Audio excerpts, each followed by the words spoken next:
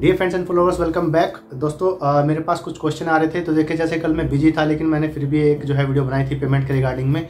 तो अब से मैं क्या करूंगा, देखिए जो आपके सवाल है ना उनकी छोटी छोटी सी वीडियो बना करके आपको जो है दे दूंगा, क्योंकि कुछ लोगों के कमेंट आ रहे हैं कि उनको जो है कन्फ्यूजन हो जाता है। काफ़ी सारी जो है लंबी वीडियो होने के साथ साथ में काफ़ी सारे जो है सवालों के जवाब देता हूँ। तो आज मैंने देखिए 3 लोग लिए हैं। एक है जियाद अंसारी साहब हैं, राज गुप्ता जी हैं, टेक एवेंजर हैं, और एक है ब्रिलियंट स्टूडेंट करके। तो मैं इनके क्वेश्चन ले लेता हूँ और काफ़ी यूनिक है इनके क्वेश्चन जो आपके काम आ सकते हैं। दूसरा जो है, मैं आने वाले टाइम में प्रॉपर्टी से रिलेटेड जितने भी जो टॉपिक्स होते हैं उन पर एक जो है वीडियो बनाता जाऊंगा। सेल डीड क्या है, लीज डीड क्या है, गिफ्ट डीड क्या है, कैसे आप ट्रांसफर कर सकते हैं, क्या क्या होने वाला है। तो देखिए इनका जो यूनिक क्वेश्चन था जियाद अंसारी जी का, इनके 2 क्वेश्चन थे। पहला तो ये था कि ये जो है ट्रांसफर जो चार्जेस होते हैं वो क्या हैं और वो क्या बायर को देने पड़ेंगे क्या, और कंस्ट्रक्शन के रिगार्डिंग उनका एक क्वेश्चन था। तो देखिए यहाँ पर सेम टू सेम क्वेश्चन जो है ब्रिलियंट स्टूडेंट जी का भी था, जो कि मैंने पिछली वीडियो में बताया था लेकिन उनको क्लियर नहीं हो पाया था, तो उनको मैं जो है इस वीडियो में बताऊंगा।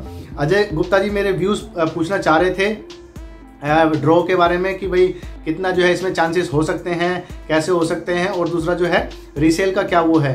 तो देखिए ये सारे मिले जुले क्वेश्चन मैंने उठाए हैं यहाँ पे। एक जो है राजगुप्ता जी हैं, वो पूछते हैं कि जो है 17, 18 और 22 की जो है दूरी कितनी है, कहाँ से एयरपोर्ट से। तो इसका देखिए सबसे आसान सा तरीका है, मैं बताऊंगा। देखिए उसमें हो सकता है कुछ गड़बड़ हो जाए, मतलब लगे आपको, तो गूगल आप करें सीधा सीधा गलगोटे यूनिवर्सिटी है या नोएडा यूनिवर्सिटी है या परी चौक से आप देखेंगे तो सेक्टर 18 जो है तकरीबन 15 किलोमीटर पड़ता है, और सेक्टर 18 से ही, या आप जो है जो गोर सिटी है सेक्टर 19 पड़ती है, वो उसको भी अगर आप लोकेट करेंगे तो वो भी जो है उसी हिसाब से पड़ जाएगी। वहाँ से आगे अगर आप देखेंगे जेवर एयरपोर्ट जो है वो भी 15 से 20 किलोमीटर आपको पड़ जाता है। तो ये हो गई किलोमीटर की बात। उन्होंने पूछा है कि 90 से और जो 60 वाले हैं उनमें क्या चांसेस है। तो देखिए चांसेस का मैं बहुत पहले से बताता आ रहा हूँ। प्लॉट जो है 440 ही प्लॉट है सारे सेगमेंट के अंदर में। तो उसमें क्या है कि लोग काफ़ी ज़्यादा होने वाले हैं, तो चांसेस जो है जो फर्स्ट ऑप्शन वाले होंगे उन्हीं को प्रेफरेंस दी जाएगी। इसमें बहुत सारी डिटेल ऐसी हैं जो कि मेरे को बतानी है आप लोगों को, लेकिन समय नहीं मिल पाता है। तो अब अगली बात कर लेते हैं हम टेक एवेंजर जी की। देखिए उन्होंने पूछा था कि 120 स्क्वायर मीटर के जो है सरेंडर क्यों कर रहे हैं, क्योंकि मैंने पिछली वीडियो में बताया था कि 120 मीटर वाले तो है आपको रीसेल में मिल ही नहीं रहे हैं, तो सरेंडर की बात नहीं होती है यहाँ पर। ये क्वेश्चन हालांकि उनका जानना सही है। तो उनका क्वेश्चन था बेसिकली जो सरेंडर हो रहे हैं प्लॉट वो क्यों हो रहे हैं। तो देखिए मैंने काफ़ी सारे लोगों से बात की है, उनके देखो 3-4 रीजन है। किसी के घर में शादी थी, किसी को जो है पढ़ाई के लिए लोन चाहिए था, किसी के पास ऑलरेडी लोन था, किसी को जो है उस पर प्रीमियम बनाना था।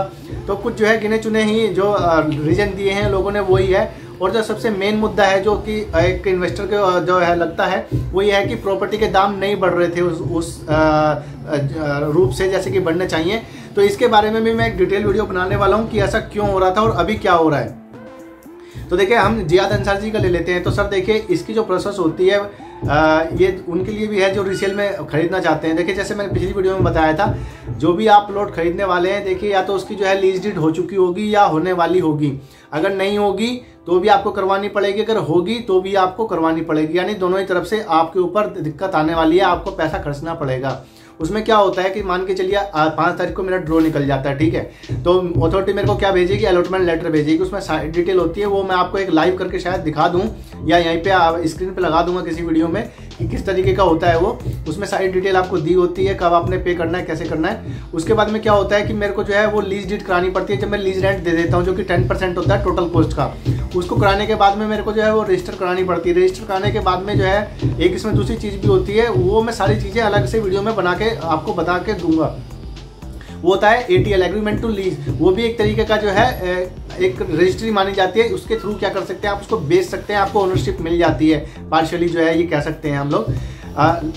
बेसिकली तो रजिस्ट्री ही अच्छी होती है। उसके बाद में क्या होता है, जब कोई आप उसको बेचना चाहते हैं ना, तो उन्होंने पूछा था क्या हम तुरंत बेच सकते हैं। तो देखिए अगर आपके सारे ड्यूज क्लियर हो जाते हैं, आपके सारे डॉक्यूमेंट रेडी हैं, तो आप उसको, अगर बायर भी रेडी है खरीदने के लिए, आपके जो कंसिडरेशन वैल्यू है, तो आप उसको तुरंत बेच सकते हैं अगर आपके पास में ATL है। तो अगर आपको पोजीशन नहीं मिला है तो उसमें उस केस में क्या होगा, पहले आपको अपना कैंसिल कराना पड़ेगा जो आपने कराया हुआ है। उसके बाद में ट्रांसफर डीड बनानी पड़ेगी। ट्रांसफर डीड के बाद में दोबारा से वो जो बायर है वो दोबारा से लीज कराएगा।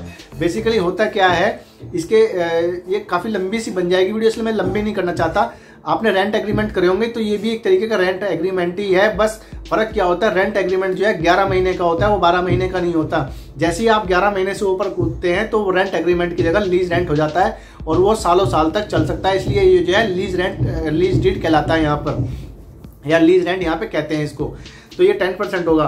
उसके बाद में देखिए जो बायर जो डीलर से खरीदने वाले हैं उनको वो कराना पड़ेगा स्टैम्प ड्यूटी दोबारा से पे करने की। ये भी बहुत यूनिक क्वेश्चन था कि क्या जिसकी स्टैम्प ड्यूटी ऑलरेडी पेड हो चुकी है क्या हमें दोबारा करनी है? यस, क्योंकि आप दोबारा से लीज डीड करा रहे हैं नए बायर को, तभी तो उसको ओनरशिप मिलेगी और तभी जो है वो बेसिकली ये सारा खेल जो है रेवेन्यू का है, रेवेन्यू जनरेट करने का है, अगर आप मेरी बात से सहमत हैं तो। दूसरा था कंस्ट्रक्शन का जियाद अंसारी जी का। तो देखिए सर क्या होगा कि अगर आप हमारा मान लिया जो निकल गया है 5 मई को हमारा निकल जाता है और हमने सब डॉक्यूमेंट पेमेंट सब कर दिया और हम उसको बेचना चाहते हैं, तो उसका जो है 3 साल का पीरियड है कंस्ट्रक्शन का, जैसे मैं बताता हुआ आ रहा हूँ। तो जो खरीदेगा उसे बनाना पड़ेगा, डेट वही रहेगी कंस्ट्रक्शन की जो कि अथॉरिटी आपको देगी अलॉटमेंट लेटर के ऊपर में। तो ये था इन दोनों क्वेश्चन का। Ajay Gupta ji, my views on resale. तो देखिए मैं प्रेफर नहीं करता हूँ, हाँ अगर करना है तो छोटा का करिए, लेकिन इसमें एक दिक्कत है कि छोटे जो हैं उनकी वैल्यू जो है ज़्यादा है, यानी कि 25,000 से लेकर के 30,000 रुपये तक का आपको देखने को मिलेगा। इसका कारण ये है कि अभी जो है पिछले 1 साल मतलब जनवरी से लगा के चलिए कि इसमें जो है बढ़ोतरी आई है प्रोजेक्ट में, और मेरे को थोड़ा सा टाइम नहीं मिल रहा है वहाँ जाने का। जैसे ही मिलेगा मैं वहाँ पर आप लोगों से गुजारिश करूँगा कि आप अगर मेरे साथ ऑलरेडी आपके पास में प्लॉट है तो आप मेरे को अपना जो है प्रॉपर्टी का नंबर देंगे ताकि मैं उसकी जो है एक्चुअल लोकेशन आपको दिखा सकूँ, तो उसमें क्या प्रोग्रेस हुआ है वो आपको बता सकूँ, और बाकी भी मैं आपको वहाँ पर दिखाऊँगा। तो जल्दी मैं वहाँ पर जाने वाला हूँ, 1-2 हफ्ते में चला जाऊँगा। उसके बाद में आता है टेक एवेंजर जी का। तो देखिए मैंने ये भी कंप्लीट कर लिए हैं प्रोजेक्ट की, इन्होंने बात की थी। तो टेक एवेंजर जी देखिए मैं आपके जो प्रोजेक्ट हैं जो इसके रिगार्डिंग में है नायल, इसका जो है NMRC का यानी नोएडा मेट्रो का, इसमें काफ़ी अपडेट आ गई हैं, और एक अपडेट अभी आई है 10 मार्च को रजिस्ट्रेशन के रिगार्डिंग में जो पेंडिंग पड़े हुए थे, कुछ है जो स्टे लगा हुआ है कुछ प्लॉट्स के ऊपर में। तो मैं सारी डिटेल डे बाय डे आपको देता रहूँगा, एक ही वीडियो में काफ़ी लंबा हो जाता है। तो अगर इसमें कुछ छूट गया हो तो मैं क्वेश्चन एक ये है कि देखिए किसी का जो है फॉर्म डाउनलोड नहीं हो रहा है, तो आप जो है मैं काफ़ी वीडियो बना चुका हूँ उसमें आप देख लीजिए। और सबसे बढ़िया बात यह है कि आप जो है नीचे कमेंट भी पढ़ सकते हैं, कुछ लोग उस पर जो है रिप्लाई भी करते हैं आपको। देखिए कुछ लोगों के क्वेश्चन ये भी आ रहे हैं कि वो जॉइंट में एप्लीकेशन भर रहे हैं, तो देखिए उनको जो है को एप्लीकेंट के जो है कैसे अपलोड करने हैं फोटो और सिग्नेचर वगैरह। तो देखिए उसके लिए कोई उसमें ऑप्शन तो नहीं दिया है, लेकिन मेरे एक व्यूअर थे उन्होंने कहा था कि वहाँ पर जो सेकंड ऑप्शन है उसमें आप कर सकते हैं एक साथ में, मतलब ऊपर फोटो लगा लिया नीचे साइन लगा करके उसमें आप लिख दीजिए, रिमार्क कर दीजिए कि ये प्राइम है ये को एप्लीकेंट है, तो वैसे भी आप उसमें कर सकते हैं। कुछ लोगों का देखिए आधार कार्ड में नाम गलत है, ये देखिए हम सबके मसले हैं। किसी को पूछना है कि डीडी का है किसके फेवर में बनाना है, तो फेवर में मैं बता चुका हूँ। कुछ के हैं कि देखिए ड्रोन ऑन में क्या आएगा, तो ड्रोन ऑन का मतलब है कि जहाँ से आपने वो जिस बैंक से बनाया है उसका नाम आएगा। कुछ लोग पूछ रहे हैं कि डेट कौन सी डालनी है, बैंक का कोड कौन सा डालना है, आरटीजीएस का पेमेंट कैसे करेगा। किसी को आरटीजीएस में प्रॉब्लम आ रही है, किसी को एनईएफटी में प्रॉब्लम आ रही है, कोई कह रहा है कि मेरा जो है आईसीआईसी में अकाउंट नहीं है, मेरा दूसरे बैंक में अकाउंट है। तो देखिए मैं सारी चीज़ें आपको ये बता चुका हूँ कि आप किसी भी बैंक में जाकर के डीडी बनवा लें। डीडी बनवाने का सबको पता है, इसके लिए आपको या तो चेक देना पड़ेगा अगर आपका वहाँ पे अकाउंट नहीं है, या फिर आपको कैश देना पड़ेगा, जिसके रिगार्डिंग में वो आपको जो है वो बना के दे देंगे डीडी। वो ड्रोन ऑन जो होगा वो फॉर्म के अंदर में उस बैंक का नाम डालना है, डेट वो जो डेट डीडी पर डली हुई है वो आपने डालनी है। जो लोग आरटीजीएस और एनईएफटी कर रहे हैं वो देखिए इंटरनेट बैंकिंग में जाएंगे आप अपने बैंक की, और वहाँ पर उसको अकाउंट को ऐड कर लेंगे और पेमेंट कर देंगे। 2 दिन के अंदर में आपका जो है अपडेट हो जाएगा। तो ये तो थी इसकी अपडेट, बने रहिए। देखिए मैं आने वाले टाइम में आपको क्या क्या बताने वाला हूँ। रजिस्ट्री का रीसेल का जो प्रोसेस है, जो कि कुछ मैंने आज पार्ट क्लियर कर दिया आपको। 17 सेक्टर की कनेक्टिविटी और उसमें न्यू प्रोजेक्ट जो है, अभी मैं एक देख रहा था कि एक जो है पोर्ट रेल भी का भी प्रोजेक्ट जो है वो बात चल रही है, और डीएमआरसी ने अपनी जो है प्रोजेक्ट रिपोर्ट जो है उनको सबमिट कर दिया येडा को, उस पर अभी काम चल रहा है। जो ट्रांसफ़र चार्जेस है वो 5% होता है। देखिए कंस्ट्रक्शन का मैंने बता दिया है। तो काफ़ी सारे हैं, सेल कब करें कैसे कर सकते हैं ये भी मैं आपको बताऊँगा। एडिट, एक क्वेश्चन हो रहा था कि एडिट नहीं हो रहा है हमारा। तो देखिए अगर आपने सबमिट कर दिया है फॉर्म और पेमेंट हो गई है तो अब आपका एडिट नहीं होगा, आपका न्यू फॉर्म ही जनरेट करना पड़ेगा। ठीक है जी, तो बने रहिए मेरे साथ अगली अपडेट तक के लिए। कल फिर एक वीडियो लेके आऊँगा। अब सारे टॉपिक इसमें कवर करने वाला हूँ धीरे धीरे, लेकिन बनाऊँगा छोटी छोटी। दीजिए मुझे इजाज़त। जय हिंद।